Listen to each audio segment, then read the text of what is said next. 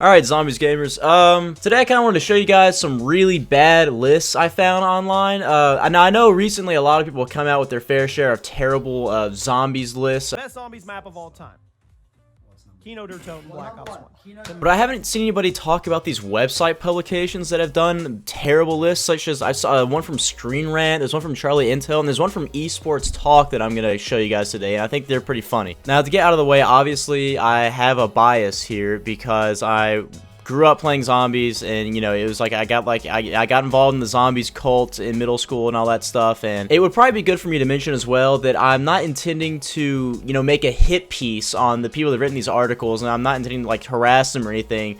I just I find it fascinating the disparity between, you know, the hardcore zombies fans and the people who were mainly buying COD for the multiplayer aspect, but also played zombies as well because it was fun. One of the interesting things that I've noticed is that they all have Kino towards the top, if not number one. Same thing with Derice. It's just a common theme throughout all of these lists. So let's go ahead and take a look at some of these. I'm gonna skip down to like the top. I'm gonna skip down to the top 7 because this is where it kind of gets a little more interesting. So number 7 we have Grog Krovi, Black Ops 3. Let's take a look at what it says here. The mythical thematic design of this map won a lot of allocates from COD loyalists because I guess it's a return to the World War II format, or the Stalingrad setting. I mean, it's interesting. It says here that Grog Krovi is the final map in the Ether storyline that is entirely original and does not recycle areas from past maps. So whoever wrote this kind of, you know, knows what they're talking about, which is good. Right below it we have, right ahead of it actually, we have number 6, Shadows of Evil. Automatically looking at Shadows of Evil placed number 6 out of, you know, all 50 zombies maps makes me a little bit sick. One of the 2 zombie maps to launch alongside Black Ops 3, Shadows of Evil brought the modes Lovecraftian trappings to the front. When before Shadows of Evil did the zombie storyline ever really even have any Lovecraftian trappings? There was nothing really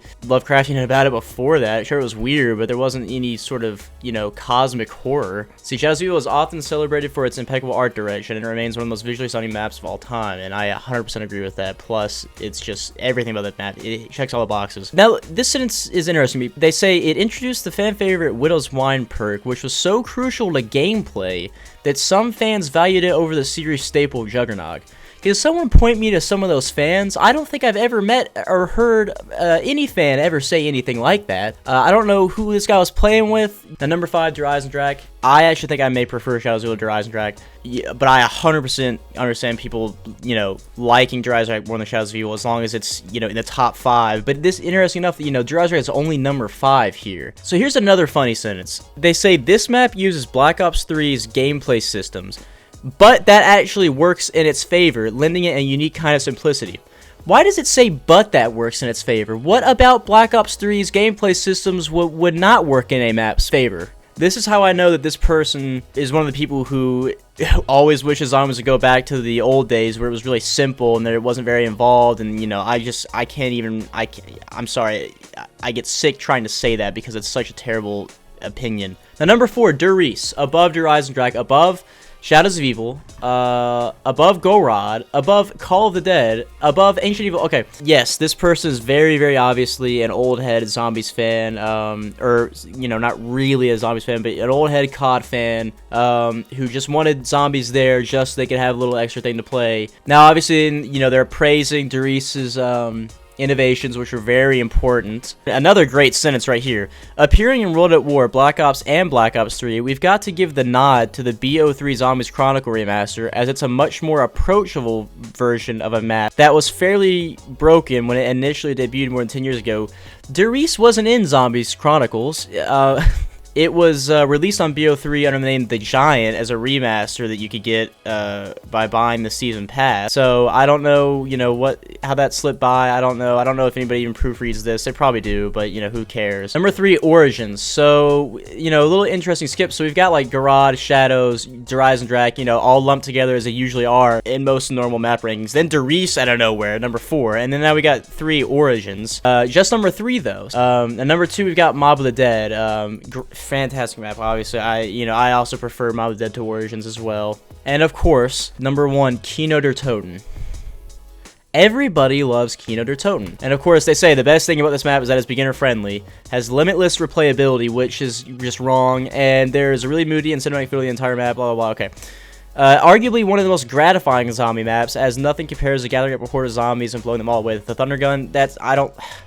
I've always thought that Thunder Gun was not very fun to use. It's ridiculously powerful, obviously, but it's just something about it I don't like, I don't like it that much. It's not very satisfying to me. I much prefer the Apothecan's Servant. So seeing all these lists have Kino at the #1 spot has really made me reevaluate, my own predispositions and opinions regarding zombie maps. The way that these COD players see the maps is very different from the way we see them, because Kino is the zombies that they know and love. And when it started becoming more involved, such as, when Origins first came out and things became a lot more complicated, to them that was a step out of the ballpark, and for us it was a step into what we were looking for with zombies. And when BO3 came around, we all were at the highest we've ever been when it comes to enjoyability and popularity and things like that.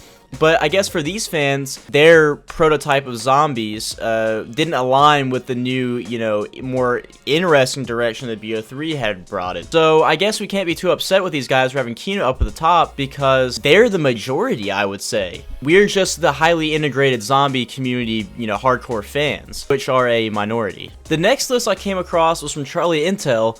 And it's kind of a long list. I was trying to condense it in a way that we could see all the maps, all the rankings in one picture, and I think this should work. But you notice at the bottom, Dead of the Night is the worst map, and I don't understand the Dead of the Night hate. I really like Dead of the Night. I am a Dead of the Night lover. I know that there are certain people who don't have the same opinion, but to me, the atmosphere of the map was so amazing, and I just thought it was a fun map. This includes the World War II maps as well, which is interesting. I didn't play the World War II maps, so, I've heard things about them. I'm not really going to offer any opinions because I don't know. So Zetsubo no Shima is really low on this list. It's 36. We've got Blood of the Dead above it. Outbreak is listed here as a separate map. So Nocturne Toten is number 4. Zombies in Spaceland is high up there, and I think that's good, because Zombies in Spaceland deserves love. Zombies in Spaceland is a great map. Nocturne Toten is above Origins, Der Eisendrache, Shadows of Evil. It's above Gorod Krovi. Gorod Krovi is number 18. Above Gorod Krovi is Die Machine, Mauer der Toten. Firebase Z is number 11. Firebase Z from Call of Duty Black Ops Cold War is, according to the man that wrote this list, a better map than, let's just go down the list here, Gorod Krovi, Buried, Shangri-La, 9, Revelations, Derice, Zetsubo no Shima, Dead of the Night. This just makes no sense to me. Firebase Z, I've never seen, I don't care what type of COD Zombies fan you are, why is Firebase Z number 11 best map of all time? Who thinks that Firebase Z is even worthy of playing a second time? I'm sorry for the Cold War hate. And of course, again, number 2, Kino der Toten. Mob of the Dead, number 1, but Kino is almost number 1 once again. This is the next list I've seen right here. I just can't believe it. So again, we are seeing people put Kino der Toten in the top 5. Just keep that in mind. And the next list, Esports Talk. Now this map this list says every map ever. So yes, this includes World War II maps again. I'm gonna skip past the F tier and the E tier because they're pretty standard. Dead of the Night and E tier, whatever. I'm not even gonna. Now in D tier, we've got Zetsubo no Shima. Packed in with Beast from Beyond, Carrier, and Blood of the Dead. Again, we are getting a lot of Zetsubo no Shima hate here. C tier, we got Outbreak on here in C tier, and we got Gorod Krovi here in C tier, with Revelations and Shaolin Shuffle and Descent, and Transit. Okay, funny. And B tier, so now we got B tier. Firebase Z, again, we have people loving Firebase Z.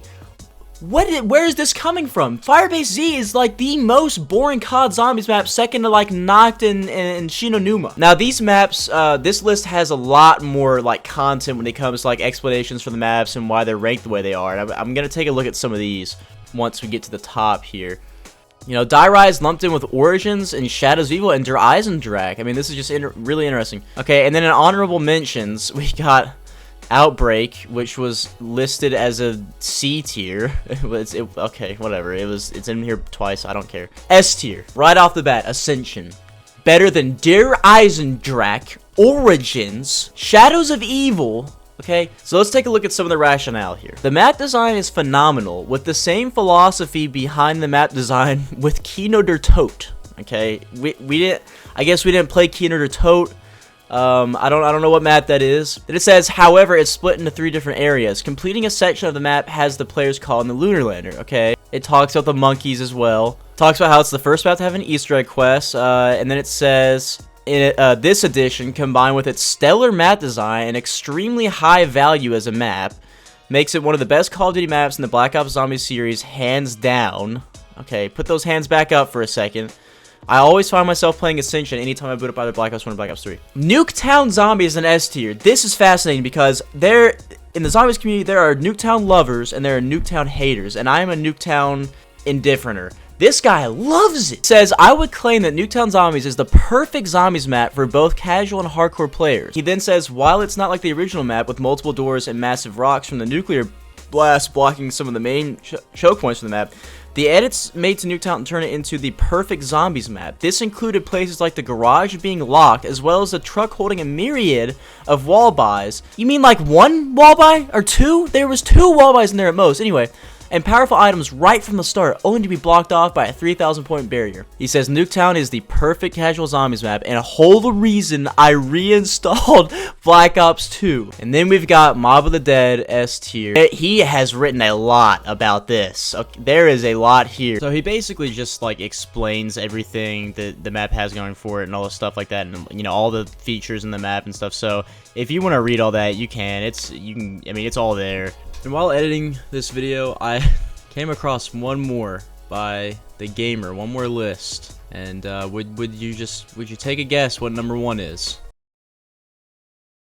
And not only that, it's a top 15, and he has Attack of the Radioactive Thing and Descent ranked higher than Shadows of Evil. So I just thought these lists were interesting because while it may seem that, you know, we all have the absolute correct opinions, I'm starting to think that we are a minority in our opinions, and that every single list, when I look up COD Zombies list ranked or whatever, things like that, every list I see is stuff like this, and it's just got me questioning my whole reality at this point.